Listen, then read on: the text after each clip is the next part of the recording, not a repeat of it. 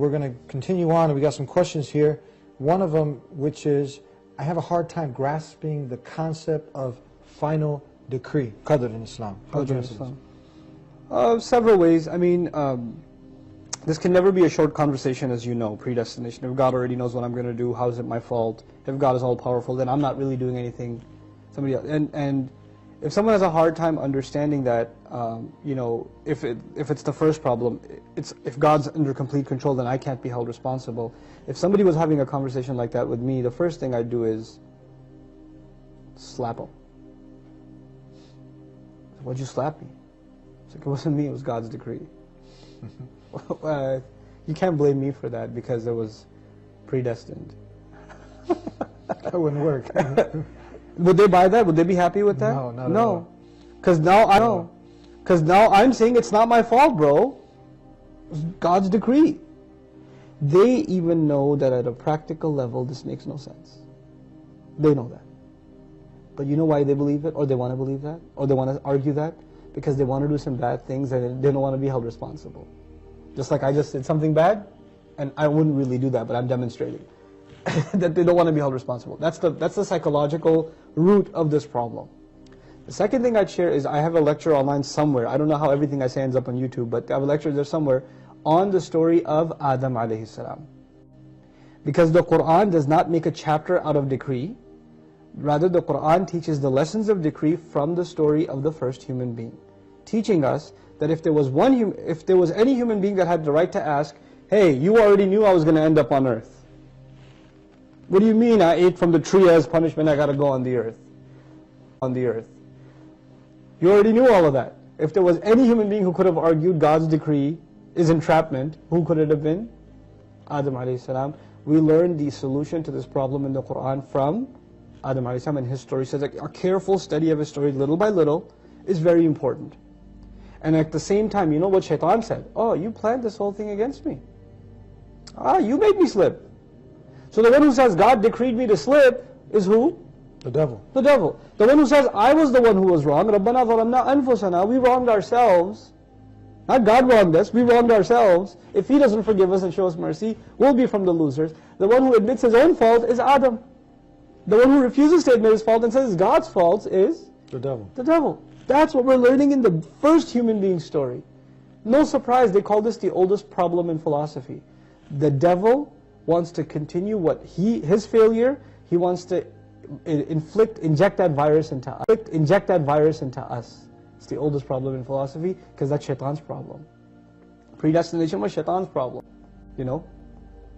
We were with our brother Chris, and I don't know if you remember, and he asked the same question to you. We were having lunch, and you gave an analogy, a story. Can you share that with us? Do you remember that? Sure, I remember the A and the B, yes, the two Yeah. lists in a party. Yeah, Yes. I can share that analogy with you. That's actually the way my teacher explained it to me, because I used to have the same question, and you know, different people are satisfied different ways. I was satisfied with that explanation. He was satisfied with that also, yeah. Okay, so I'll share it with you. Now imagine that I'm throwing a party. Yeah. And I make two guest lists, people I'm going to invite. Guest list A and guest list B.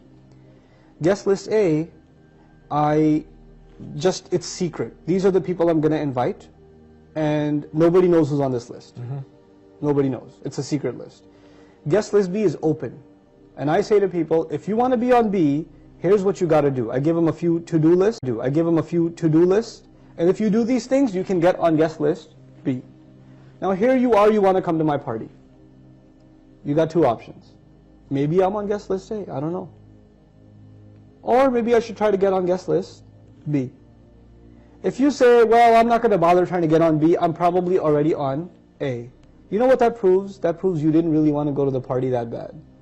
Because you're gambling, aren't you? But if you say, you know what, maybe I am on A, but maybe I'm not. But I really want to go to this party. What should I do? Whatever tasks there are to guarantee my spot on guest list B. This is basically how guidance works, predestination works. Allah decides who's going to go to hell and who's going to go to heaven. There's a secret list. But there's also an open list. Do this, you get on guest list A. And there's some people Allah will decide to guide, they're over here. Amazing thing, you get to the party, guess what you realize? Your name is actually on both lists. Both lists. And all the people who signed up on B were already on A. And all the people that didn't sign up for B weren't on A either. Meaning Allah mysteriously guides some people, but those are the people that do the right things anyway. Allah mysteriously decides some people don't deserve guidance. Well, you know what? They're the ones who actually don't do anything to deserve guidance anyway. So both of those things, in philosophy you could say it's God's will and human effort. They come together in Islam. They come together. And the way they come together in the Quran, where this whole thing comes from, is actually one word in the Quran. It's in the Fatiha. Iyaka nasta'in. We say the word Iyaka nasta'in, which translates your help we seek, or only your help do we seek. I'm sure you've heard that translation before. The word nasta'in in Arabic is important here.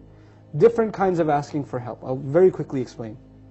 If I had a flat tire, and I sit in the car listening to the radio, you walk by and say, hey buddy, could you help me change the tire please? Could you help me change the tire please? I'll pop the trunk for you. And I sit in the car while you're changing my tire. That's asking for help, but that's a pretty retarded way of asking for help. Now imagine I had a flat tire, I got out myself, I pulled out the jack, I'm trying to crank up the car, but I'm not strong enough. You walk by and say, hey Eddie, you look like you work out, come on, help me out over here. I put effort in, and then I asked you for help. That's called nasta'in. Asta'inuka, I'm putting effort in already, and now on top of that I'm asking you for help. You know what we learned from that? The only time you and I have a right to ask Allah for help is when we do what first? Put effort in. If we don't put effort in, we have no right to ask God for help. This is what Allah does over and over and over again. The companions go all the way to the Battle of Badr. The angels arrive after that. The angels are not there ahead of time saying, hey, we've been there since 3 o'clock, where you guys been? No. You got to make the effort first, then the help arrives. What happens with Ibrahim a.s.? He's thrown in a fire first, then it's cooled. Then it's cooled. Human effort first, Allah's help later.